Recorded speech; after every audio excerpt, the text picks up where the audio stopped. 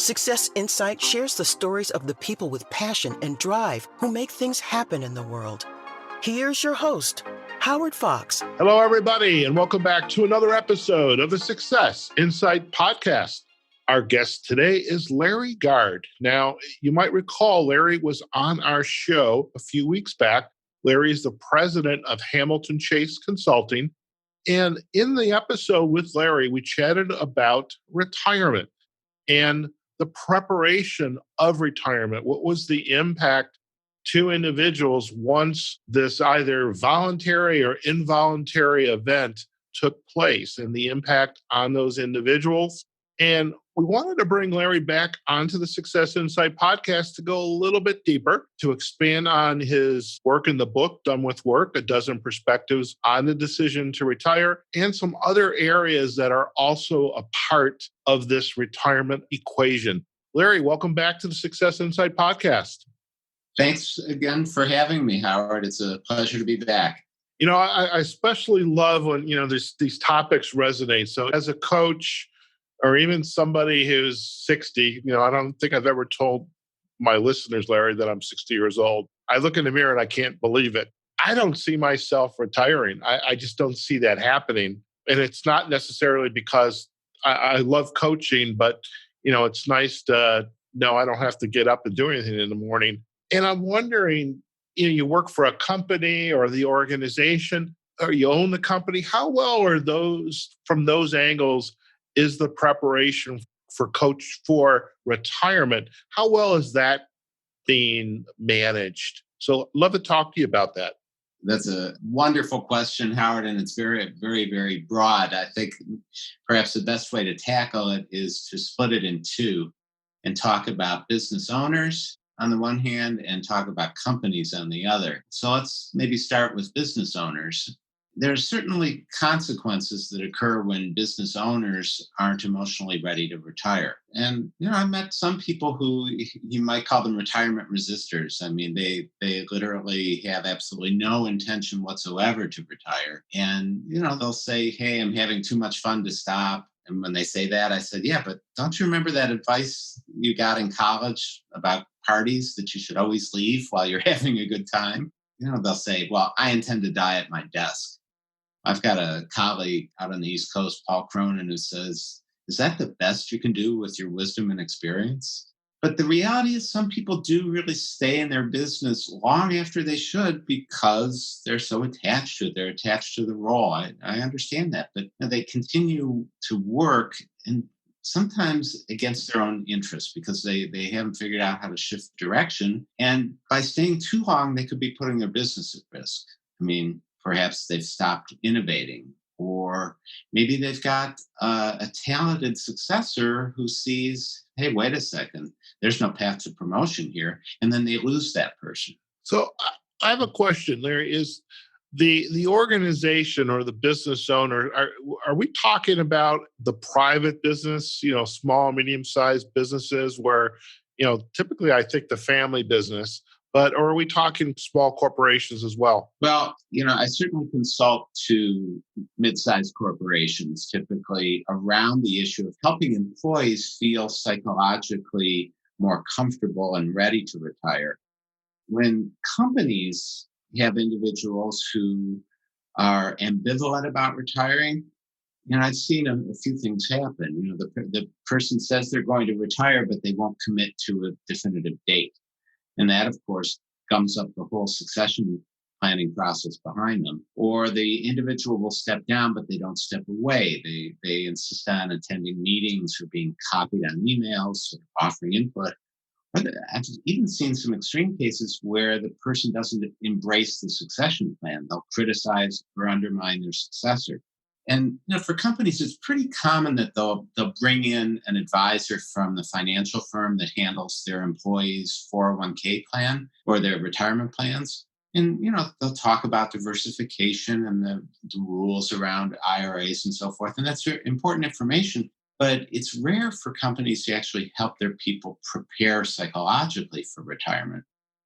So I've started to put together some short presentations and workshops on that topic because, if you think about it, Howard, if you're an employer you've not just contributed to your employees' 401k, you've also contributed other things. You've contributed meaning and structure and purpose to their life.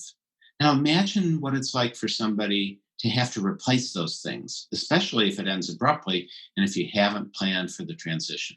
What types of preparation do you advise the organization to get ready, or the business owner to get ready to bring somebody like you in to deliver this presentation, deliver the workshop? I mean, you mentioned the financial services. I mean, I've been in some of those meetings before. It's a service to our company.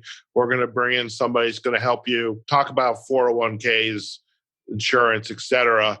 So now there's another added layer, this professional layer from the head and the heart, the planning for your retirement. How are you finding organizations are beginning to do that more, or how do you have a conversation with them to say, you guys also need to think about this? That's a great question, Howard. It's been a little bit challenging to get companies on board with this.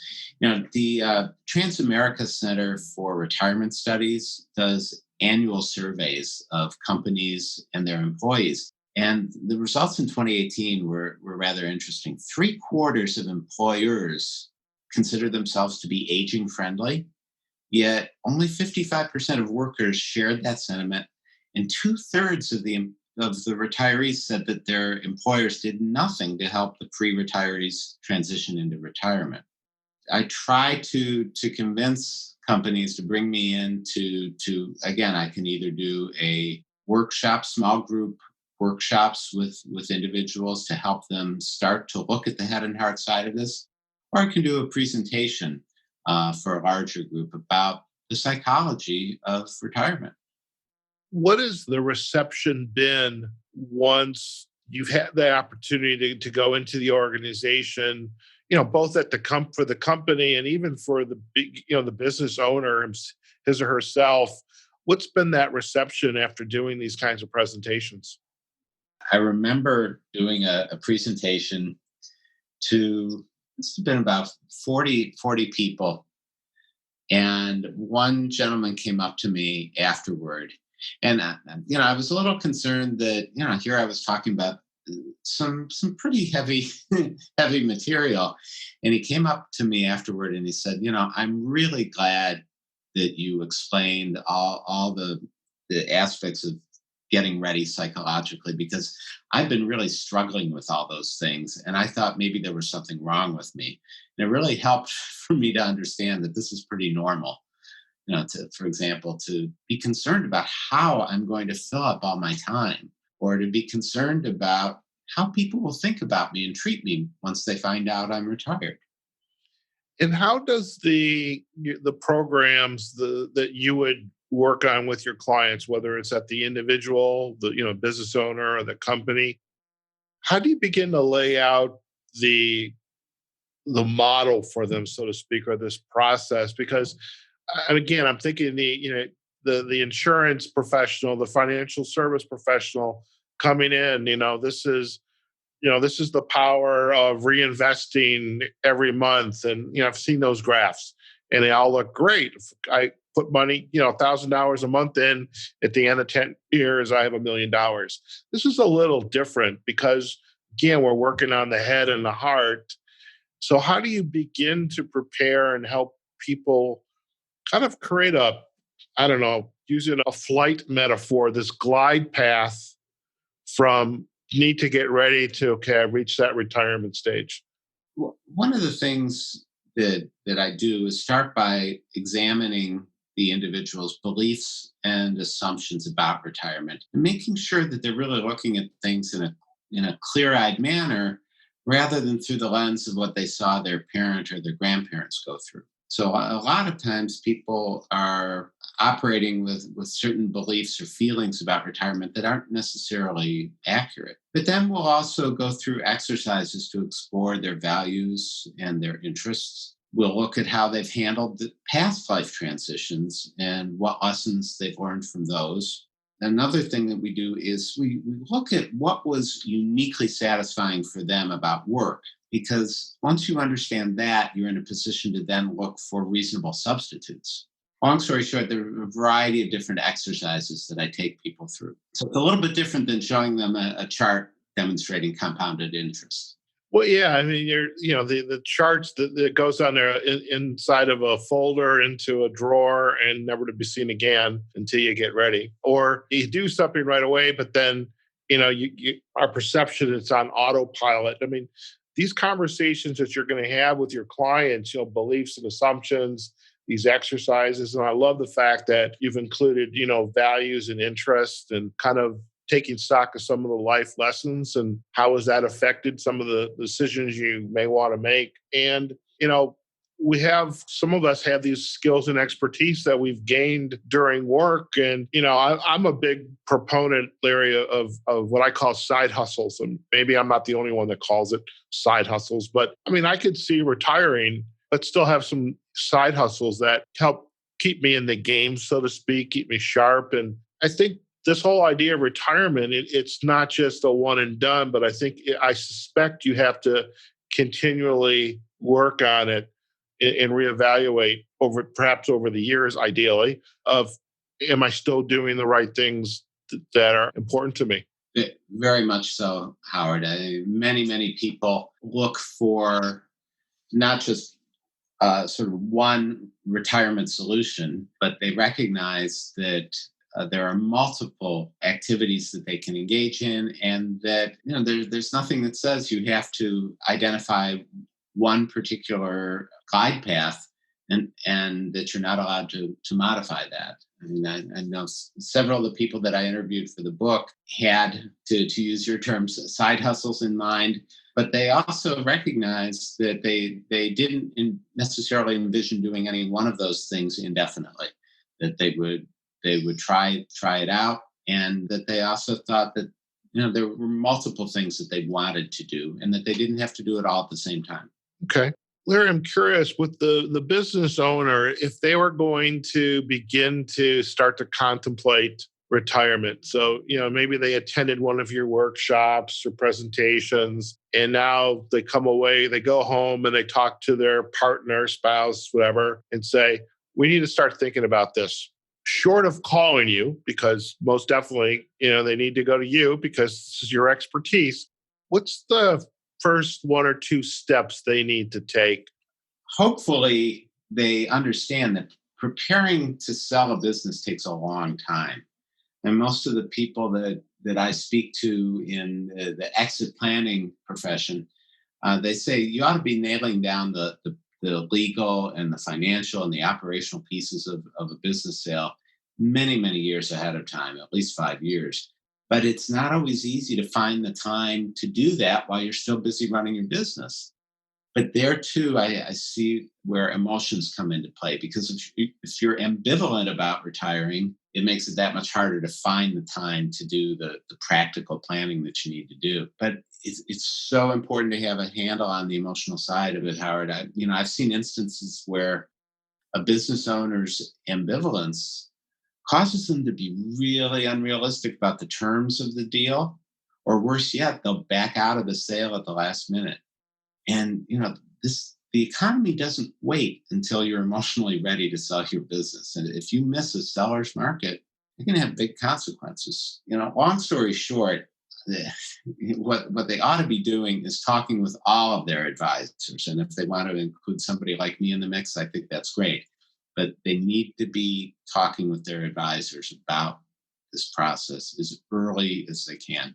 It definitely is crystal clear for me that this kind of conversation needs to be up there, along with the financial and the insurance, because like you say, the economy doesn't wait. Our health doesn't wait. Circumstances of the business, the company, it doesn't wait. And especially if you're the business owner, if you at least hope to have that legacy continue, with the business beyond you, I mean, getting started early and starting to have these very important, deep conversations, it's crystal clear. Larry, if our listeners would like to learn more about you and your work, including your practice and the coaching, and I definitely think, like these presentations and workshops. So if our listeners, if you're a financial service professional, an insurance professional, exit planning professional, it's again clear for me that, someone like Larry could be an important part of the mix here. Any other, insights that you would offer to the business owner or to the company before we sign off today, Larry? I think that there are a number of reasons why business owners are reluctant to address this head on. For many of them, they never had a role model.